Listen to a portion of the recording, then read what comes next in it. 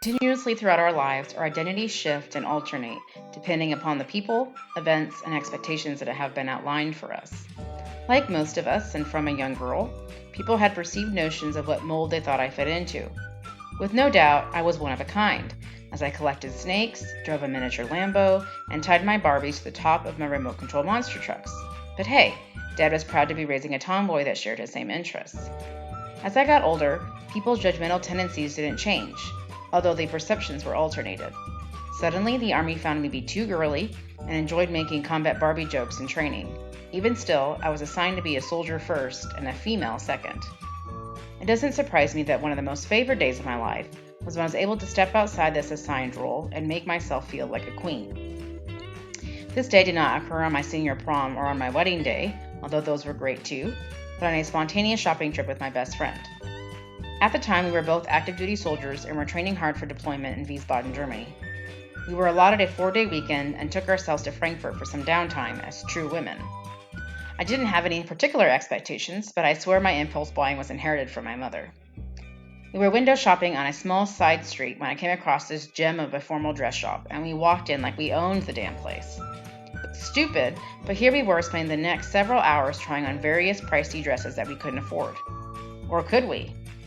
No, we still couldn't, but I didn't let it stop me at a suitable age of 19. What started as a plain dress-up game turned into my determined alternate reality when I tried on this refined, hand-sewn green mermaid's dress. I'm not going to lie, it was stunning. Plus, my body was actually back in shape in the day. The only problem? It was €950, and all I had on me was my debit card. No fear. We literally ran around the rest of the day, ATM to ATM, drawing enough cash to pay out for the dress. When I reached my daily limit, we continued with the same perseverance with Jennifer's card until, alas, we had enough money for the purchase. We ran back to the store immediately and within 30 minutes of the shop owner closing. The owner's customer service and patience were superb, and for the first time in my life, I got to sit down and have a glass of champagne with the woman who had designed and handcrafted my dress. I wasn't even of legal age in the US, so I felt so adult.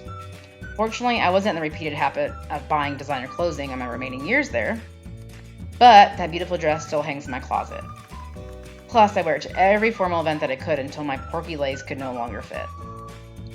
Tomboy or queen, what stands out about this day was the first time in my life that I did something purely based on the principle that I wanted to do it. No one was swaying my ultimate decision, and I was determined to make this choice for myself, whether it was perceived to be a mistake or not. That moment alone gave me a large sense of joy and a prideful smirk in my adolescent rebellion. And ultimately, my best friend and I still laugh and share memories of that comical day. Well worth the cost.